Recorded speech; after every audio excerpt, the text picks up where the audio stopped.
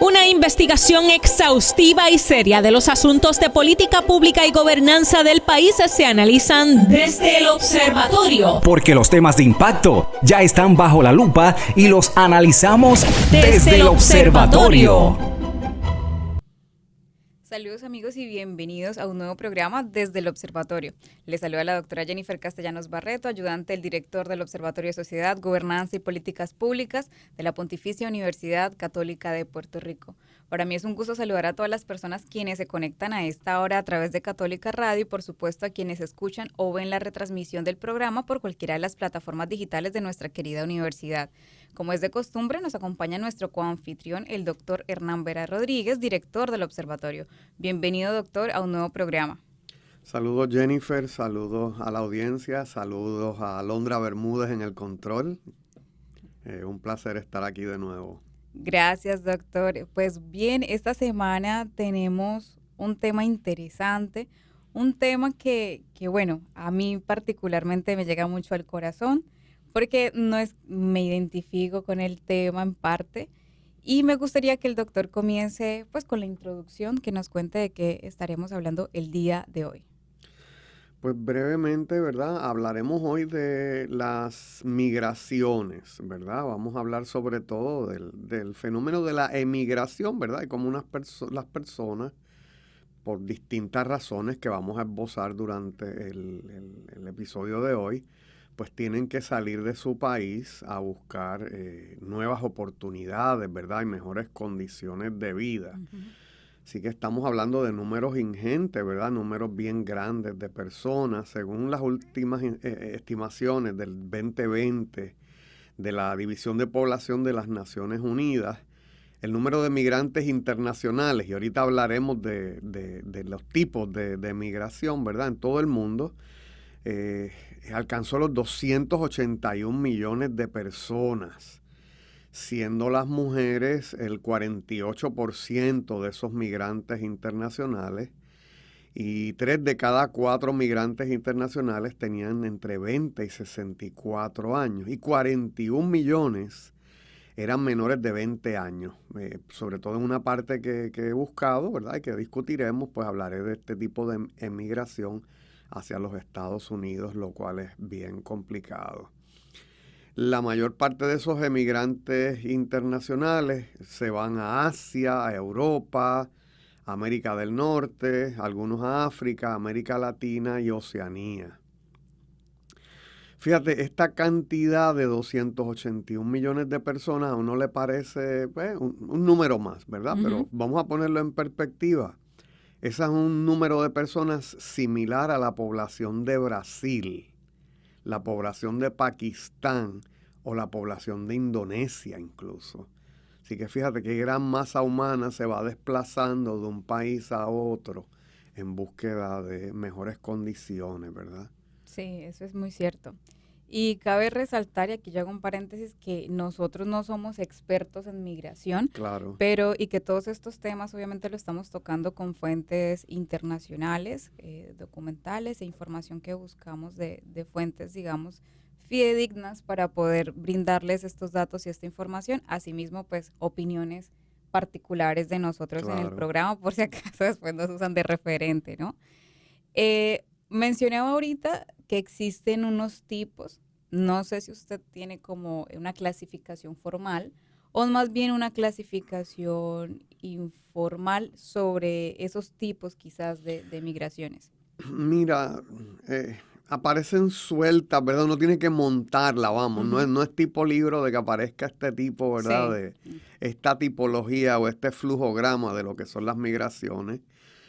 Sí, de sus causas conseguí un buen flujograma, pero la primera que surge cuando de la fuente de Naciones Unidas, de esa división de población, es la de migraciones internas y migraciones internacionales. Uh-huh. Migraciones internas es cuando las personas se mueven de un país a otro, sobre todo por causas económicas o causas de estudio o causas familiares, ¿verdad? Así que en nuestros países han vivido ese tipo de migraciones cuando las personas se mueven de la ruralía, digamos, a los polos urbanos donde están surgiendo oportunidades de empleo. o donde están surgiendo aquellas oportunidades de completar sus estudios, ¿verdad? Así que oportunidades de empleo, ¿verdad? Claro. Profesional, a veces pues lo vemos. Así que es ese tipo de migración. Digo hacia los polos de desarrollo, pero por ejemplo en el caso de los profesionales de la salud, hay muchos incentivos para que se muevan en contracorriente, para que vayan a zonas rurales, para que vayan a zonas donde no existen muchos tipos de esos profesionales. Así que volviendo a tu pregunta, pues ese tipo de clasificación primera es migración interna y migración internacional. Migración internacional es ya cuando cruzo las fronteras nacionales, cuando me muevo a otro país de forma, y ahí hablarás tú, ¿verdad?, de si es legal o ilegal, ¿verdad?, esa emigración. Y se da, pues, cuando cruzo los estados, pues estamos hablando de emigración internacional, que es el foco precisamente del programa de hoy. Principalmente hablaremos de ese tipo de migración. Y que a veces es la más penosa, Jennifer, porque vamos a poner a veces la barrera del idioma.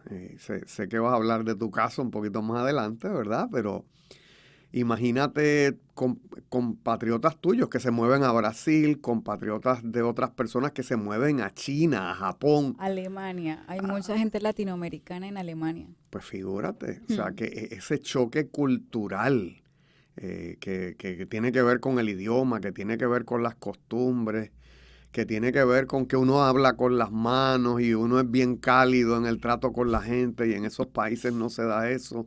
Pues vamos, un poco pues esa es la perspectiva de esa primera, ¿verdad?, taxonomía, si quieres, de migración interna y migración internacional. Exactamente. Y bueno, hablando de pronto de esos tipos, digamos que uno los puede encontrar de manera más formal e informal. Hay gente que se mueve a otro país de manera un poco más legal cuando son esas migraciones internacionales. Para quienes quizás no saben, pero muchos países como latinoamericanos para ingresar a territorio americano necesitan una visa, Claro. que es un documento especial que le aprueba a uno los Estados Unidos para poder ingresar a cualquier territorio de Norteamérica, incluso para ingresar a Canadá. Para ingresar a Canadá también se necesita una visa legal. Para muchos territorios europeos se necesita el pasaporte, igual que los puertorriqueños o los americanos, su pasaporte, que es el documento legal que le permite entrar de un país a otro.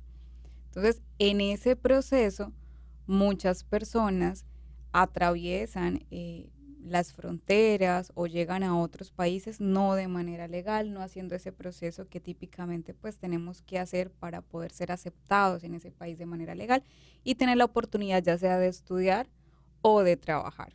Ciertamente, como tú lo decías, muchas personas, digamos, la principal, puedo decir yo, causa por la cual las personas migran de su país a otro país es justamente la oportunidad tanto de trabajo como de educación. Pero hay muchas personas, por ejemplo, que se van por escapar de conflictos, por persecuciones, por el terrorismo, por las violaciones, se lo abusa en gran escala a los derechos humanos.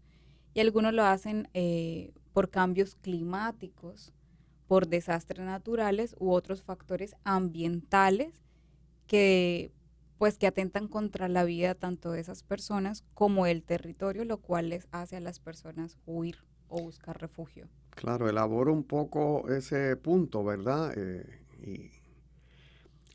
Y que conste, ¿verdad? Nosotros preparamos estos programas, cuando los preparamos, la doctora Castellanos y yo, cada cual los prepara por su lado, precisamente para no ir en una misma línea, ¿verdad? Claro, y sí. provocar quizás un debate. Así que la Organización Internacional para las Migraciones establece las siguientes causas. Así que el que quiera saber las distintas causas de migración, busca Organización Internacional para las Migraciones y hay un flujograma precioso sobre cómo eso se da.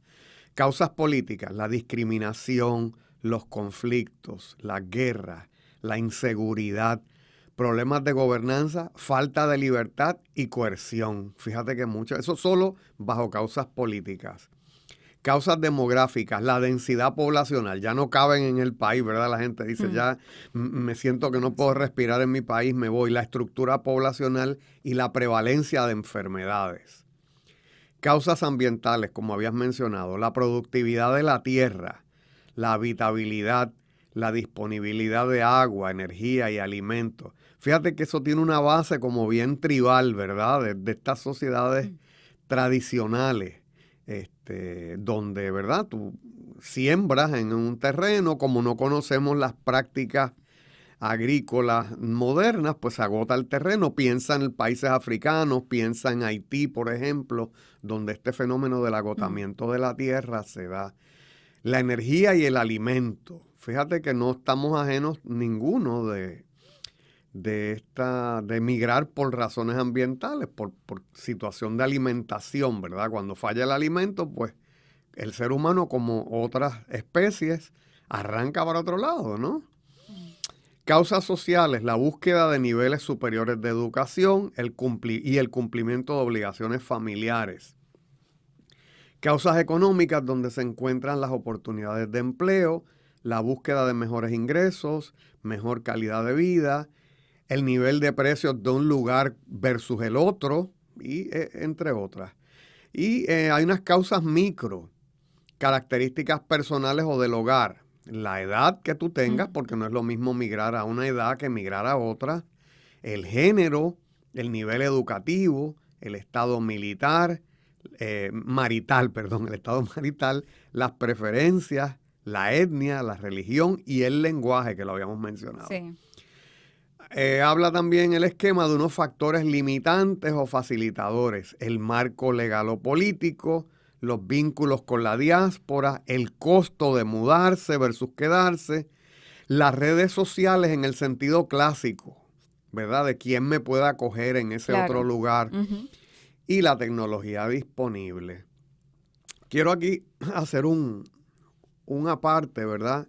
Cuando yo era estudiante de doctorado de administración pública, llevaron una vez un profesor experto en política migratoria y la primera frase que salió de su boca es que la política migratoria es una política de discrimen. Entonces nos chocó y allí le caímos a preguntas y mucha gente está enfadada. Yo estudié en una universidad que se caracteriza por un gran entorno internacional. Yo tenía compañeros de estudio africanos, compañeros del Oriente Medio, de Tailandia.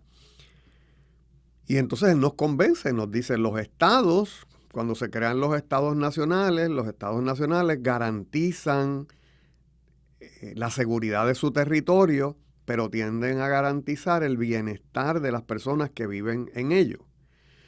Y por lo tanto se da esta política que se da en todos los países, más o menos, donde yo dejo entrar a quien yo quiera, donde yo dejo entrar a unas personas que cumplan con unas características.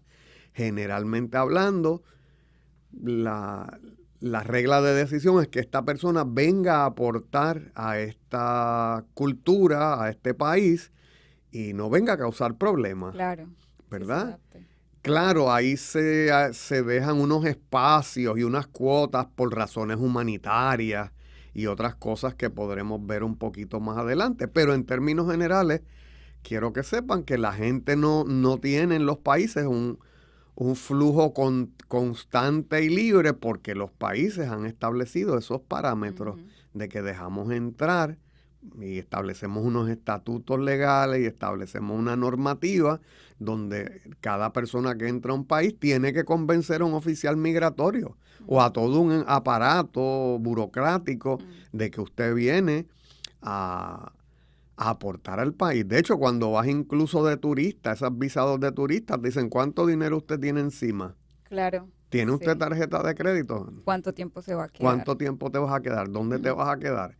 Para que ahí se hace un assessment, ¿verdad? De si esta persona verdaderamente viene como turista o viene a quedarse. Y si levantas alguna bandera roja, te devuelven. Claro, y justamente eso ha ocurrido porque en los últimos años, y en lo que leía después de la pandemia, como que se disparó la migración, justamente por las crisis económicas que ocurrieron en muchos países, muchas personas afectadas decidieron migrar, ¿no? En busca, sobre todo en aquellos países donde su moneda está devaluada o su moneda, o con lo que sus ingresos mensuales no les alcanza para suplir obviamente sus necesidades. Por lo tanto, el salir y enviar dinero desde afuera, que son esas remesas, Claro. Enviar dinero desde afuera se duplica o se triplica. En el caso, pues, particular, por ejemplo, hablándolo en mi caso particular, enviar dólares a Colombia, eso se cuadriplica en cuestiones de peso. Enviar euros desde España, por ejemplo, cualquier parte de la Unión Europea, hacia Colombia o hacia algún país latinoamericano, se triplica o se cuadruplica. Entonces, muchas personas buscan salir justamente para poder lidiar con esos gastos económicos que aún así con su trabajo no pueden llegar a fin de mes.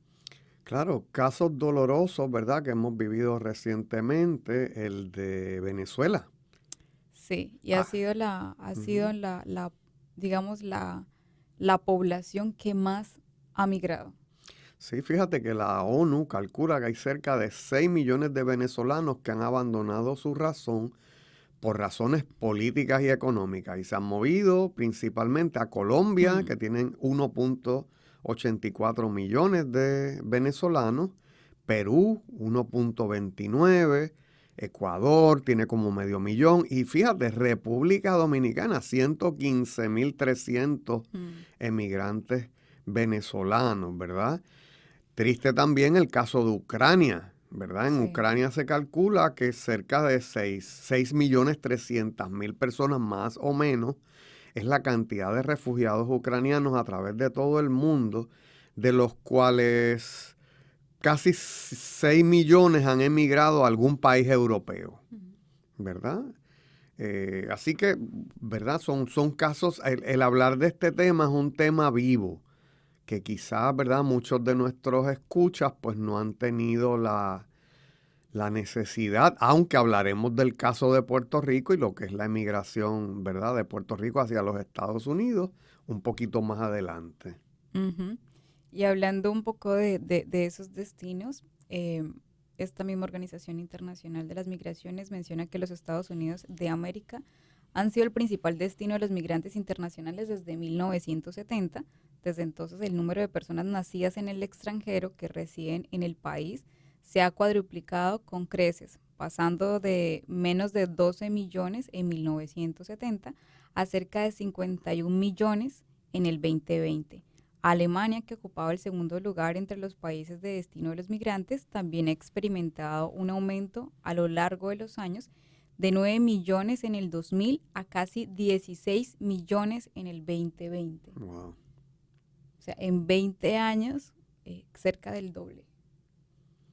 Y lo que decías, ¿no? Es interesante la gente como migra hacia Alemania, hay mucho latino. Ahorita es sorprendente ver que hay mucha gente en Alemania latina, como dicen en Puerto Rico, bregando con el idioma, porque ni saben inglés, ni saben alemán, sino hay una mezcolanza para poder defenderse. Pero ahí hay un punto importante que la gente resalta, es cómo te defiendes con el celular. Como hay muchas aplicaciones de traducción, pues lo que hacen es que lo ponen en su idioma, por ejemplo en el español, y se lo traducen al alemán y lo muestran. O lo ponen en speaker para que básicamente el traductor hable por ellos. Sí, yo creo que eso tiene que ver mucho con la cultura, vamos a decir, y la visión hacia el extranjero, hacia el otro, del país recipiente, ¿verdad?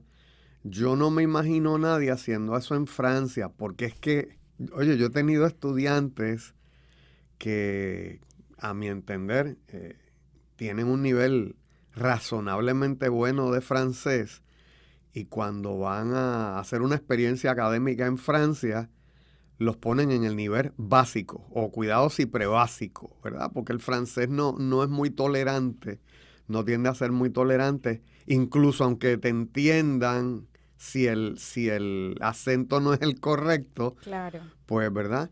Así que la migración a algunos países se hace más fácil. A Estados Unidos es porque se da este fenómeno de los barrios culturales, ¿verdad? Así que si un chino migra a la ciudad de Nueva York, pues tiene 9 barrios chinos donde puede hablar en chino en lo que se aclimata, en lo que va dominando el idioma, ¿verdad? Y lo mismo los barrios hispanos. Claro. Yo creo que en Alemania es un poco más difícil, ¿verdad? Que tienes que imbuirte un poco más en la cultura, ¿verdad? Porque en Estados Unidos se da ese fenómeno, ¿verdad? De los barrios culturales, entre comillas. Sí, que están las diásporas, claro, y también están las comunidades. Yo creo que parte del beneficio de las redes sociales es que ahora hay comunidad de colombianos por ejemplo, en Mayagüez, comunidad de colombianos en Nueva York. Entonces, en diferentes partes hacen las personas grupitos, y cuando tú conoces a alguien, así sucesivamente vas conociendo que ese mismo compatriota tiene un negocio, vende algo, te conecta con alguien y se te hace mucho más fácil. Creo que en Alemania se ha dado mucho también ese tipo de, digamos, de comunidades donde se encuentran entre ellos mismos justamente para hacerse la vida un poco más fácil, ¿no? Y así poder ayudarse como a sobrevivir y a existir dentro de un territorio que por sí puede ser muy difícil vivir en otro idioma.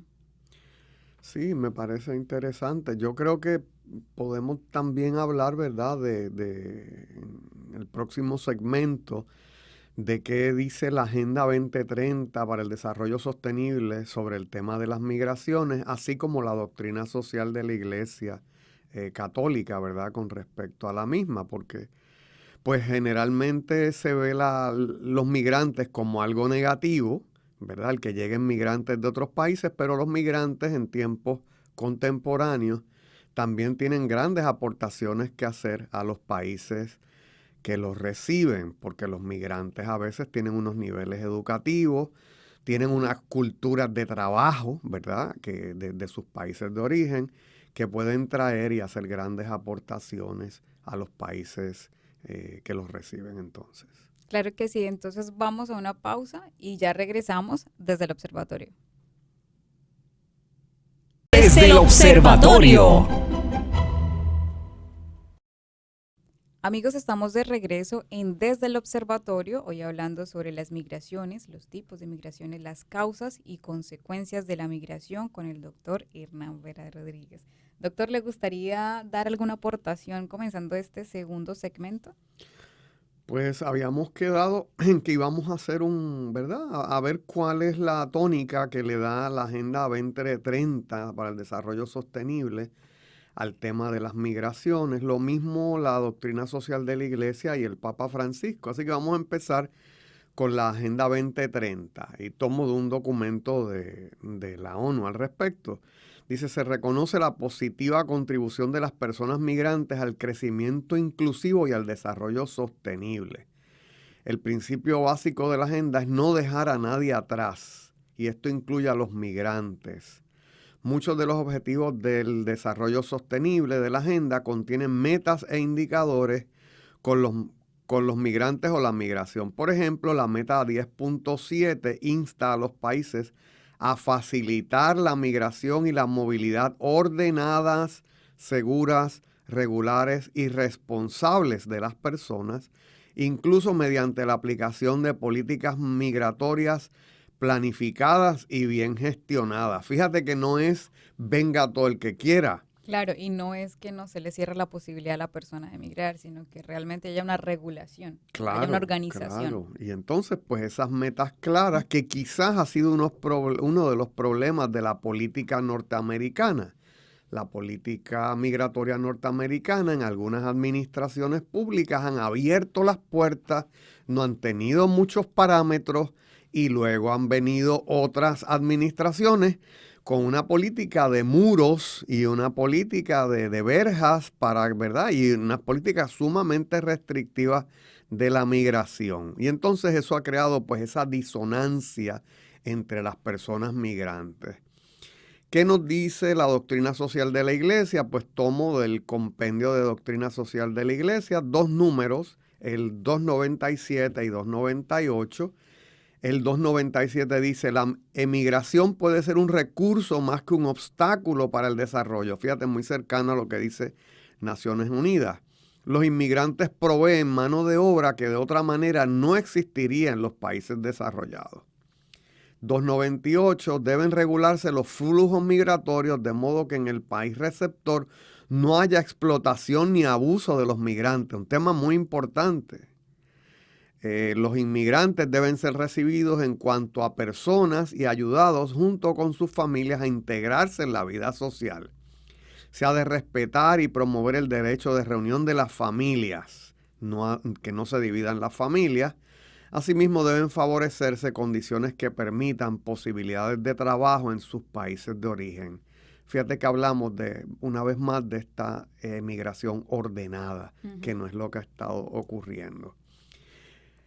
El Papa Francisco en la Jornada Mundial del Migrante y del Refugiado, publicado el 11 de mayo del 2023, para la jornada que se celebra en septiembre de ese mismo año, nos establecía lo siguiente: migrar debería ser siempre una decisión libre, pero de hecho en muchísimos casos hoy tampoco lo es. Pensemos en Venezuela y pensemos en Ucrania, denuncia Francisco, indicando además que los conflictos, desastres naturales o más sencillamente la imposibilidad de vivir una vida digna y próspera en la propia tierra de origen obligan a millones de personas a partir. Para eliminar estas causas y acabar finalmente con las migraciones forzadas, es necesario el trabajo común de todos, cada uno de acuerdo con sus propias responsabilidades, nos dice el Papa. ¿Qué te parece en esa cita, verdad? Interesante porque, por ejemplo, ahí detrás del micrófono le contaba que hay una situación bien crítica, bien, por decirlo entre comillas, salvaje, bien inhumana, que es la situación que está ocurriendo en la selva del Darién. Esa migración que se ha exacerbado desde el año 2020 para acá. Muchas personas llegan a Colombia para buscar una forma de pasar la frontera con Panamá. Y esto, básicamente, viendo bastantes documentales en relación a esto, el tapón de Darién es una ruta peligrosa, porque años atrás esa selva nadie la tocaba justamente por lo peligrosa que es. Explicar a los oyentes dónde queda la selva. Esta selva queda entre Colombia, específicamente en el Chocó, con frontera con Panamá. Uh-huh. Con frontera con Panamá. Y de ahí, pues una vez las personas llegan a Panamá, pues llegan a Centroamérica, ¿no? Tienen que pasar los otros países centroamericanos para poder llegar hasta México y de México a los Estados Unidos. Es decir, pasan Panamá, Costa Rica, Nicaragua, Honduras, Guatemala, hasta México. Y les cuento un poco así en relación a esto. En esta ruta, en lo que se estima más o menos en el año, han pasado 400,000 personas cruzando, por supuesto, esta selva. Esto se ha convertido en una economía que se lucra de la crisis humanitaria a través de bandas criminales, a través de redes sociales. Se difunde, se hace un ofrecimiento supuestamente de rutas, ¿no? Donde las personas pagan una cantidad de dinero, les prometen un alojamiento, les prometen transportación, pero cuando se chocan con la realidad es otra cosa inhumana. Son personas pobres que literalmente tienen que pagarle a estas bandas criminales que se ofrecen como fundaciones que les van a ayudar a pasar como tal el Darién para que la persona cumpla su sueño americano. Tienen que pagarlo en dólares. Y por ejemplo, las personas tienen que pagar un tramo en balsa porque las personas llegan a una parte del este colombiano, del oeste colombiano, que es Necoclí, que está en Antioquia, Colombia. Y de ahí tienen que tomar una balsa que los va a llevar hasta el Chocó, hasta Capurganá, que es otro pueblo. Y ese pueblo es limítrofe con Panamá.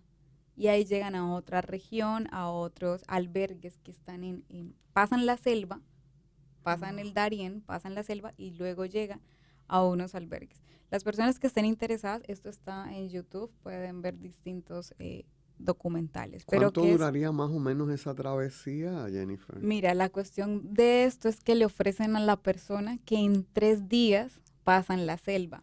La cuestión es que va a depender de muchos factores. Cuando las personas llegan a esta parte de Antioquia, a Necoclí, ahí se encuentran con bandas criminales que están disfrazadas de organizaciones. Supuestamente esto no es una ruta turística, donde para poder tomar una balsa y llegar hasta el Chocó, a Capurganá, pues les van a cobrar más o menos $40. Después les dice, como la selva es algo peligroso, necesitas un guía, un guía. Entonces, un guía que te ayude con el tramo. Entonces, por persona tienes que pagar aproximadamente $170. Estamos hablando de personas que no ganan más de $300 al mes. Si las personas llevan como muchos bultos o muchas mochilas, tienen que pagar si necesitan ayuda. Y por cada ayuda son más o menos $100. Tienen que comer, pues les cobran más o menos $10 por una comida. Y si quieren dormir, pero no son hoteles 5 estrellas ni 3 estrellas, son en hamacas y a la orilla del mar o a orilla de los ríos, le cobran $10 por hamaca. O sea que cada persona más o menos tiene que pagar unos $330 para llegar ahí. Luego, más adelante, en el proceso de la selva, hay un grupo armado que les cobra una vacuna o les cobra, por decir así, un impuesto, que es más o menos $80. Lo que estaríamos hablando es que cada persona tiene que pagar más de $400. Personas pobres que literalmente no tienen dinero y que ha ocasionado esto, que muchas personas se queden en Necoclí o en Capurganá, porque no pueden pasar. Si llegan sin dinero y para poder hacer todo ese tramo tienen que pagar. Luego cuando llegan a Panamá, cruzan la selva, llegan a Panamá.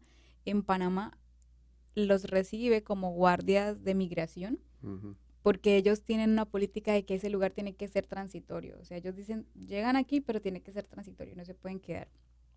Y ahí hay un refugio de indígenas que también les cobra a las personas. Y si quiere la persona llegar y pasar la ruta panamericana, que es esa ruta que conecta a todos los países centroamericanos hasta llegar a México, la persona tiene que pagar un bus que más o menos le puede costar $40 por persona. Si no los tienes, no te puedes subir al bus. Entonces hay gente que se queda en esos refugios indígenas o incluso a veces toman la decisión de ir a pie y morir por el camino, porque básicamente son territorios muy inhóspitos, ¿no? Estamos hablando de selva y regiones limítrofes con otros países.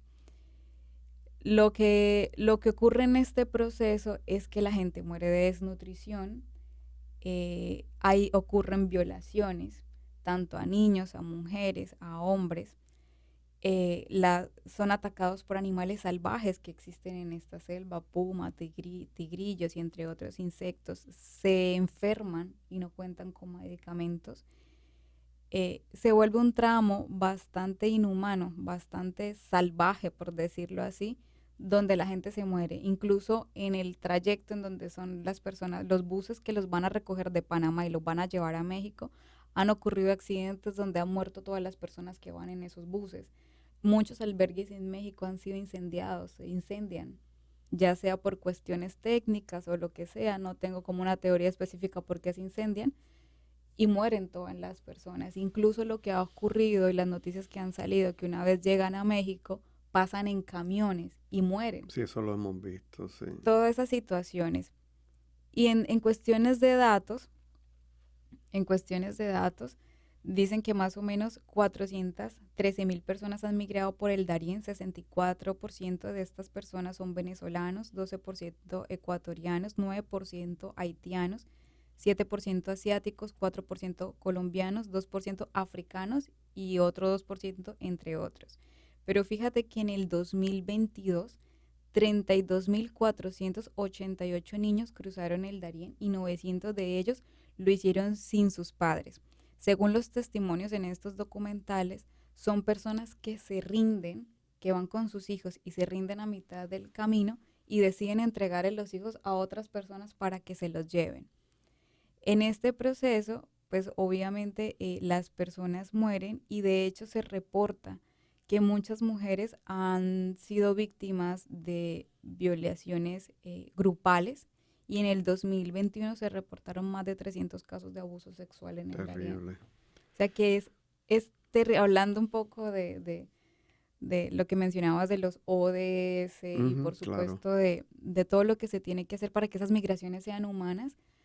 En el caso de la presidencia colombiana, no hay ninguna manifestación. Lo único que el presidente ha podido decir que él no puede meterse por la fuerza y prohibir la migración. Es lo único que se ha manifestado, es decir, no ha tomado ninguna acción para evitar que esa migración se convierta, por supuesto, algo inhumano, porque hay extorsión, hay violaciones, hay de todo en ese proceso.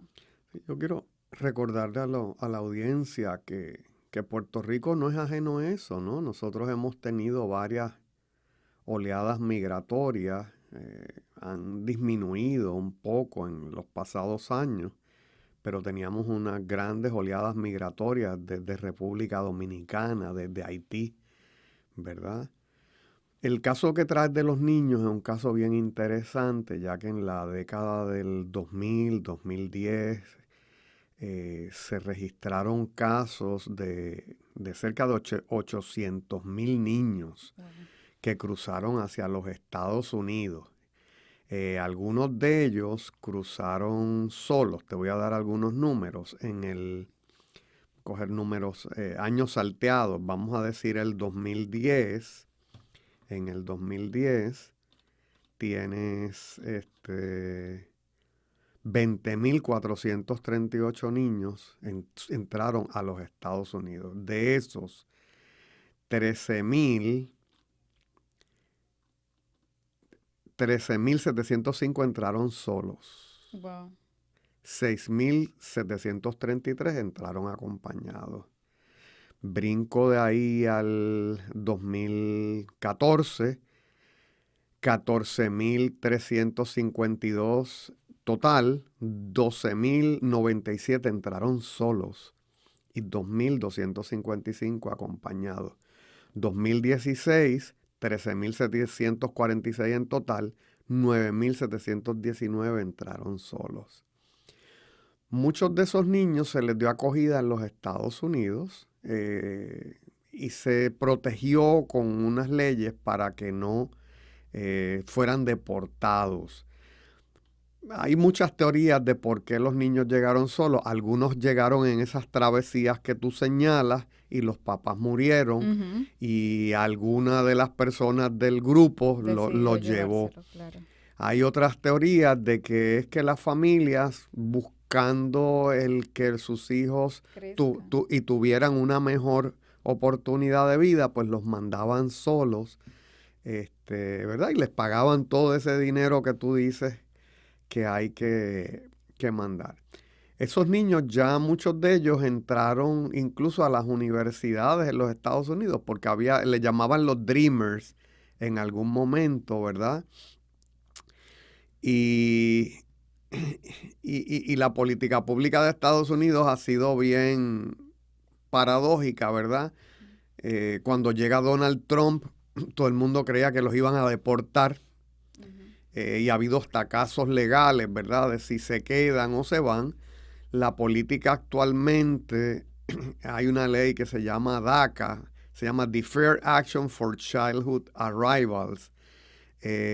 Les provee a los jóvenes una protección contra las deportaciones, pero no les da un camino hacia la ciudadanía, ¿verdad? Así que estos jóvenes entraron ilegalmente, de cierta manera los legalizaron.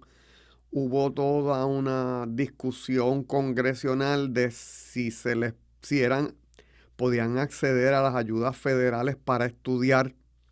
Creo que terminaron diciendo que sí, aunque no eran ciudadanos, para que no fueran una carga para el sistema, ¿verdad?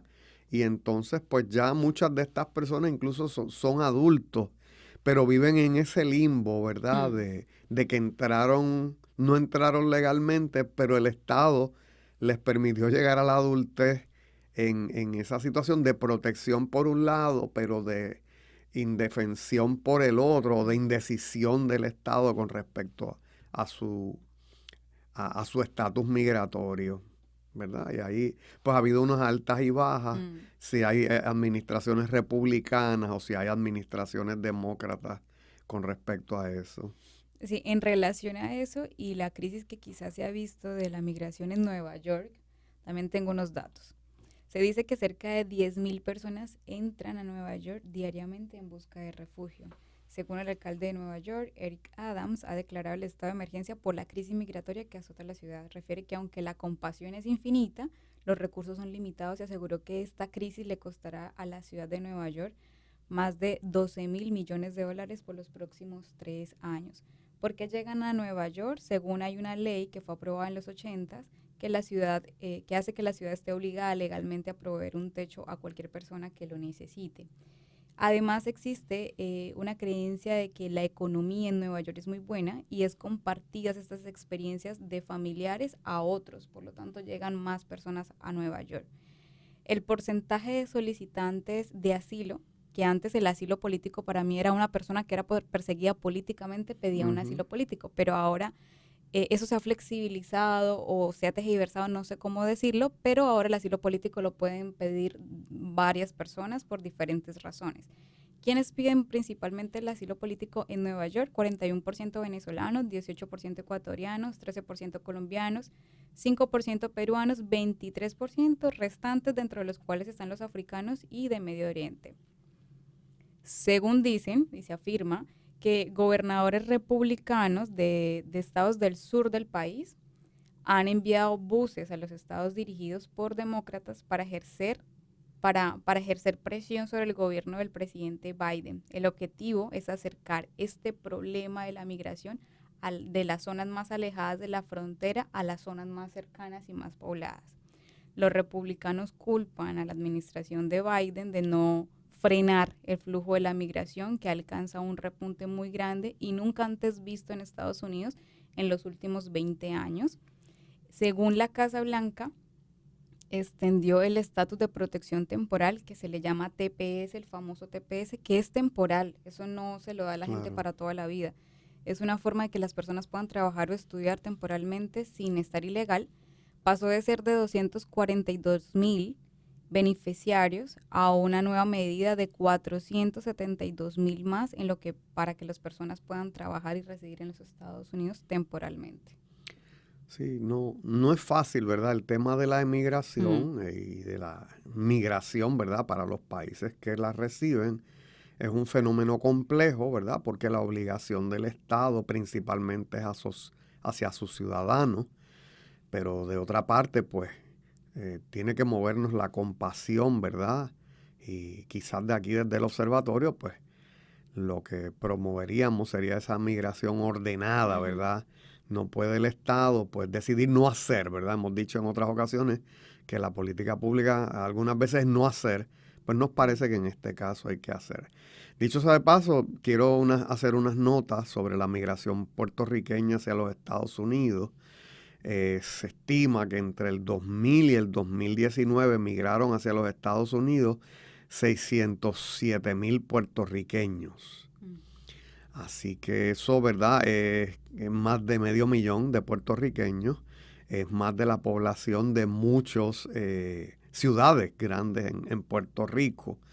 Para que tengas idea, en el 2018, 133,000 personas emigraron a los Estados Unidos. De esos 40,000 tenían alguna educación postsecundaria. En el 2019 disminuye por el asunto del COVID. Así que 66,000 personas emigraron hacia los Estados Unidos y de esos 13,000 tenían alguna educación postsecundaria. Esto lo tomo del perfil del migrante del Instituto de Estadísticas de Puerto Rico. Los 5 estados con mayor emigración en el 2018 fueron Florida, Pensilvania, Massachusetts, New York y Texas. En el 2019 fueron Florida, Texas, Connecticut, Pensilvania y Massachusetts. Así que en tiempos, ¿verdad?, de que en Puerto Rico se habla de... Bueno, no nos olvidemos que se establece de que se calcula que fuera de Puerto Rico viven entre 5.6 a 5.8 millones de puertorriqueños, que realmente no cabrían todos aquí, ¿verdad?, si en algún momento, pero esa es la situación del puertorriqueño. El puertorriqueño también es migrante principalmente por razones económicas, buscando mejores condiciones de trabajo, buscando esos mercados de empleo que a veces están cerrados en el país.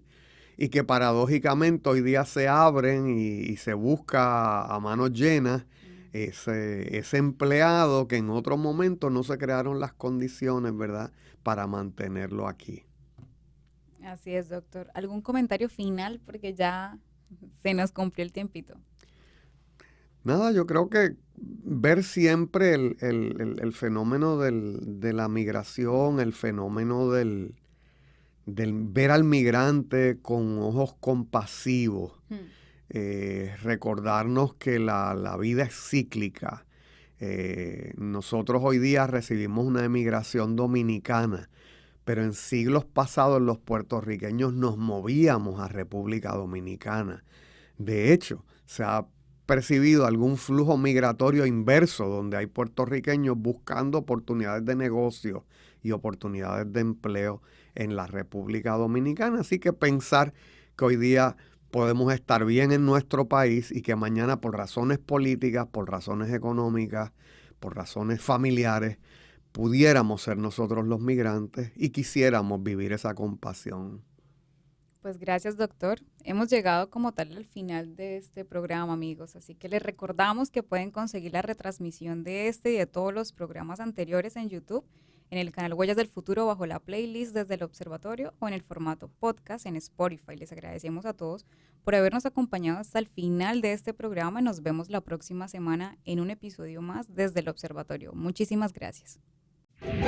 Forma parte de nuestro análisis. Comparte tus opiniones con el panel. Comunícate con nosotros a observatoriopUCPR@pucpr.edu. Desde el Observatorio, una producción de la Pontificia Universidad Católica de Puerto Rico.